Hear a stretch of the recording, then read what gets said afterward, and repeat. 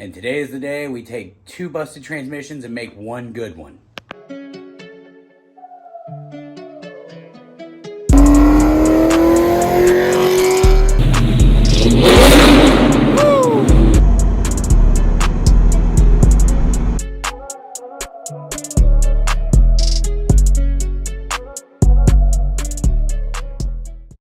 And yes, it all starts with going to Harbor Freight to get the best in technology and bearing separation tools.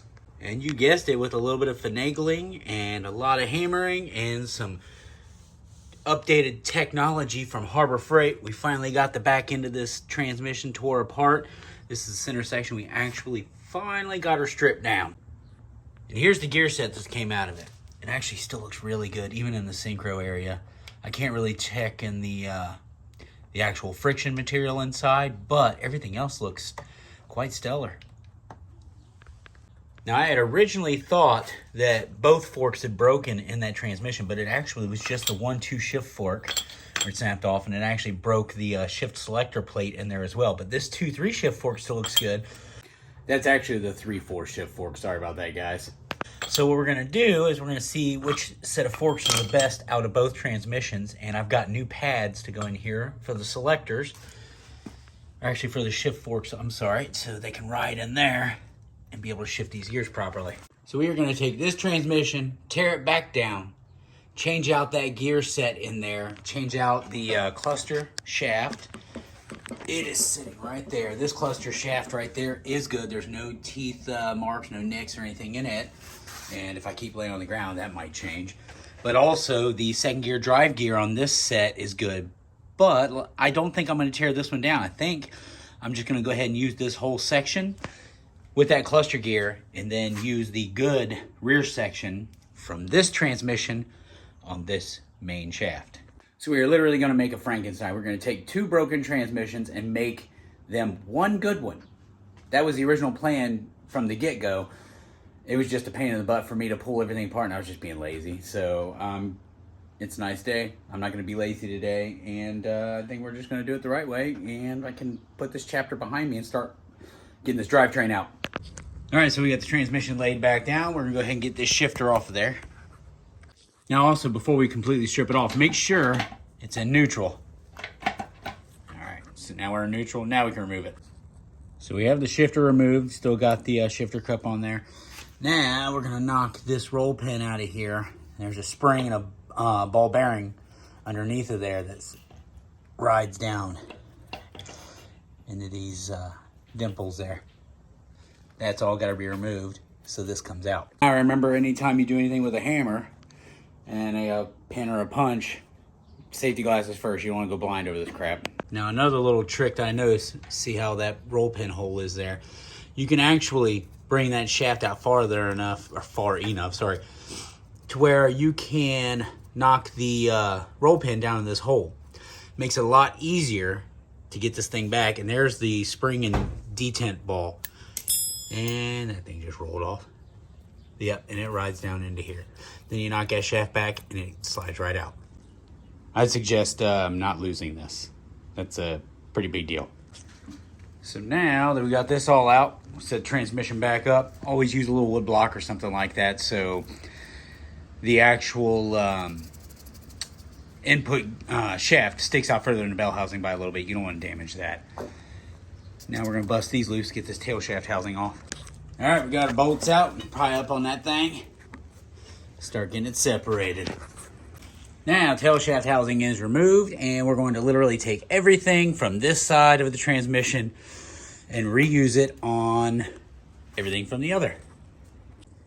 And now with the help of these Speedworks separation pliers here for the C-clips to this, we are going to tear this thing down the proper way. This is just how this thing works. Set it right in there. Squeeze that. And boom. You get the idea. This is all going to come up. There's the first clip. And I'm literally going to lay everything out exactly the way it comes apart on each one of these shafts. So that way I know that when I put it back together, it goes back together in stacked pieces. All right, so this is how it's going to look when you're going to go to remove that first bearing. You should take that, Spin that down there and press her right off. And I had to put something flat in here. I didn't want that going down into the threading hole of the main shaft, but this is how it's gonna work. Here, popping off, bam. Literally this simple. Something I noticed when I got this other shaft tore down, which is the cluster shaft, is see these little keys in here? I've got 2 broken keys. So I'm gonna use the keys from the other transmission in those spots. Now we've got all this tore down this far, we're gonna have to press this hub off of there, and you can see right in here those broken keys. One right there, and then you can see a broken one there, and one completely missing there. So now I replace the keys in there, as you can see. They're held in by these little springs, little round clips. So now they're in, they're replaced, and we can reinstall this back inside the center of the hub. Now the way the hub goes back together, if you look at it here, it's got some spots that are made just for them 3 little keys to sit. Make sure you line it back up when you put it back together that way. And now that we've got everything pulled off the back, we can get that bell housing off, tear the front down. All right, we got the bell housing off, input shaft came off, everything looks good here. Now, we're gonna have to put some heat on this bolt, broke it loose. It was a pain in the butt, but it did finally come loose on there. Like I said, a little bit of heat, and the reason you have to pull that out is you see how it just barely interferes with everything back there? You gotta get that out of there just enough, so that way you can slide the gear set out. And that's part of the whole reason is, look, we've got a tooth missing right there. This is on the counterbalance shaft. That's actually the cluster shaft, sorry about that. And also the second gear drive gear has a tooth missing as well. Now to get the rest of the gear set off, we have a T40 right here. We just gotta back this bolt off just a little bit like we did this one. The reason for that is that pin rides right on the shift forks right there. You can see it coming through. So there's no way to get it out. So you gotta actually back it off just a little bit, and then that whole assembly is gonna come out. Shift forks, everything all is one. And don't be surprised if you gotta throw a little heat at it. Probably best off to do that anyway. It's in there pretty good. You do not want to strip this thing out. Now you see everything's gonna come out as one whole modular unit. And it's gonna go back in the same way it came out. Now, since I have these 4 keys positioned, I have new inserts for those. So now that we got the gear set swapped, I did actually wind up removing that pin all the way, but to make sure it's back in the correct position. New pads are in. Now it's back on to reassembly. All right, so I threw the bell housing back on it, just slid it on there real quick, and just to hold everything in place. Now I'm gonna put the back end of this thing back together. Then I'll finish assembling the front. Now there are a million ways to skin a cat when it comes to doing these transmissions. Actually anything, it doesn't matter if it's a transmission or working on stuff. I chose to assemble the rear end of the transmission back together first, so that way I could get all the rod lengths and everything correct, especially on that 5th reverse shift fork. So that way I knew how the front was gonna go back together. That's just the way that I personally did it. You can do it your own way, however you choose, if you even do this. All right, so you're gonna notice there's some notches in the synchros down here. Those notches are where these keyways are supposed to sit. So there's 3 notches, 3 keyways. So make sure that they sit in there properly. So now I've got the counterbalance shaft all reassembled. Put the nicer synchros in. Everything seems to be doing great here. Everything moves nice and freely. So now we're gonna reinstall everything on this shaft. All right, now I have it laid back down. Everything's all back together. The reason I did it this way is because this rod right here, this with that little knob on it right there, is my reverse shift selector rod. So I gotta get it lined back up in here. And turn it to where it locks in. And there we go. See, now I can put the front back on, and then I can go ahead and reinstall the rear shift fork. Now, easiest way to reinstall this rear shift fork is go ahead and just slide it onto here the way you need to. And then, here, we'll slide this out. slide into position like that. And then we'll spin this where it needs to go. Run that rod right through there. Spin it inside. Install our roll lock pin. All right, so it took a little extra finagling, but we got the roll pin in there. Everything's set up there. It is in the right spot as far as on the reverse selector.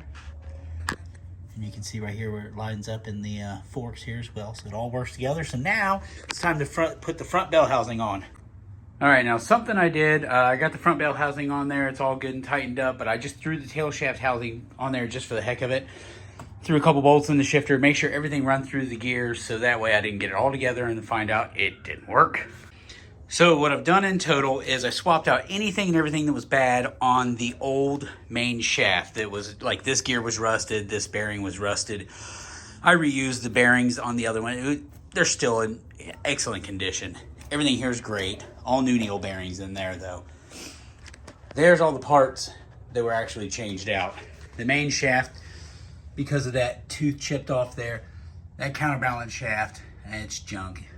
But all this extra stuff, those synchros had a lot of nasty stuff in them. There's that old gear. It's just that main hub right there actually had a crack in it, or I'm sorry, it's right there. So this was no good. So I'm really glad that I actually did this, because now I know it's not going to just ultimately fail. Now it's time to go ahead and put this tail shaft housing back on and wrap it up. All right, so we got everything all wrapped up. Everything's back together. We got our shifter on there just to try it all out. Everything's going smooth into the gears.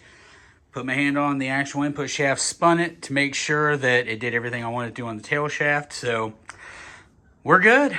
We're gonna go ahead and button it up, lift it up, and get rid of all these junk parts. All right, so now we have a good T45. There's no nick gears. Everything seems to be doing fine. I think it's going to work out great. It's obviously going to be a lot better than what I had in there. I was just being lazy. Should have done this from the get-go, but now the weather's better and it's got me in my mindset better. So now, let's shoot a fresh coat of paint on it and clean it up real nice and make it look all spruced up. And then we're going to get ready to put into this thing. So we'll see you guys on the next one. Don't forget to like and subscribe.